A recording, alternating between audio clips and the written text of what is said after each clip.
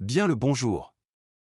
Ça a déjà été annoncé sur mon Instagram, mais nous avons eu une gagnante pour notre challenge de Pâques 2023.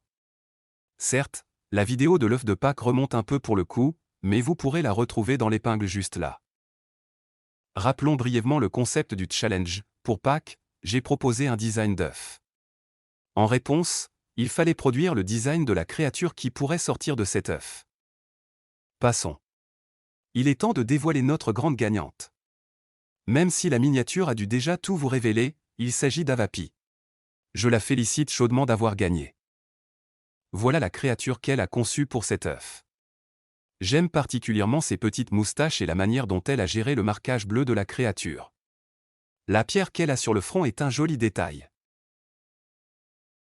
Le prix gagnant consistait en un half-body du personnage de son choix, elle a choisi Fred. Il s'agit de l'une de ses mascottes sur sa chaîne LPS. Il a donc le design du LPS numéro 1358, si je ne me trompe pas de numéro. Avapi est une créatrice de contenu issue du LPS Tube français. Elle possède aussi une deuxième chaîne YouTube où les sujets varient généralement autour de ses lectures et de vlogs. Même si elle n'utilise pas seulement Fred comme mascotte, le Basset-hound est sa forme ainsi que sa race de chien préférée. Dans son univers, Fred porte plusieurs casquettes. Celle de mascotte, déjà, ce qui fait qu'il travaille au studio de la ville, et celle de policier ensuite. Il jongle entre ces deux métiers. La pose que j'ai choisie pour lui est inspirée de son statut de policier, j'avais envie de le représenter dans l'action. Bien sûr, je doute qu'il tire habituellement avec son doigt, mais disons qu'il pourrait tout aussi bien être en train de jouer avec son cousin Malik durant un moment de babysitting. Je me suis aussi demandé si je ne pouvais pas faire quelque chose d'original au niveau des oreilles de Fred, les attacher ou quelque chose du genre, mais je n'ai pas spécialement trouvé ça concluant. Et puis, ça ne serait sans doute pas pratique pour lui non plus. Pourtant je suis sûr qu'il y a un monde où ça lui irait bien, c'est sûr.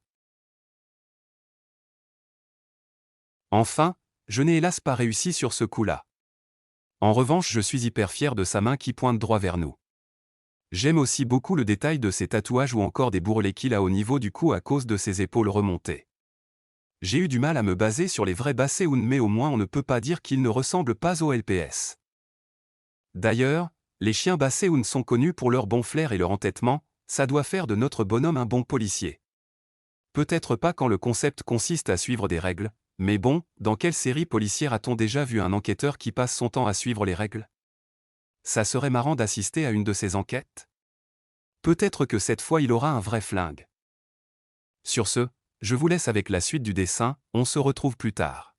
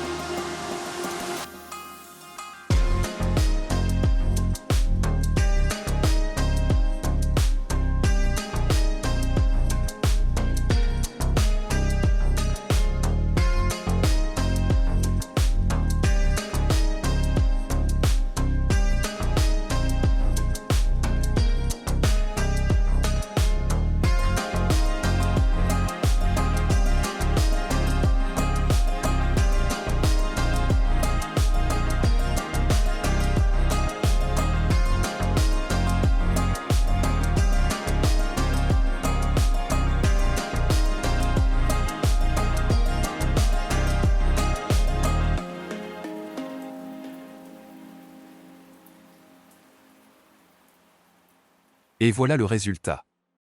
Je suis content de sa bouille. Je comprends pourquoi ce LPS fait partie des préférés d'Avapi. Pour ma part, je ne suis pas un collectionneur accru, mais j'ai tout de même un LPS préféré parmi ceux que j'ai. Il s'agit de ce bobtail, son nom c'est Harry. C'était un bourge populaire un peu détestable. Il sortait avec une biche cheerleader, en fait ils étaient surtout meilleurs amis, mais pour garder les apparences ils ne sont pas allés contre l'idée. J'avais fait un dessin humain de lui, que voici. Pas ouf, je vous l'accorde. Dites-moi si ça vous intéresserait de voir un dessin de lui remis au goût du jour, que ce soit en version furie ou humaine. Je pourrais parler de cette vieille, très vieille série LPS que je n'ai jamais sortie. Je m'éparpille. Alors encore une fois, merci à Avapi d'avoir participé, je suis content que ce dessin de Fred te plaise. N'oubliez pas d'aller faire un tour sur sa chaîne et ses réseaux sociaux que je laisserai en description.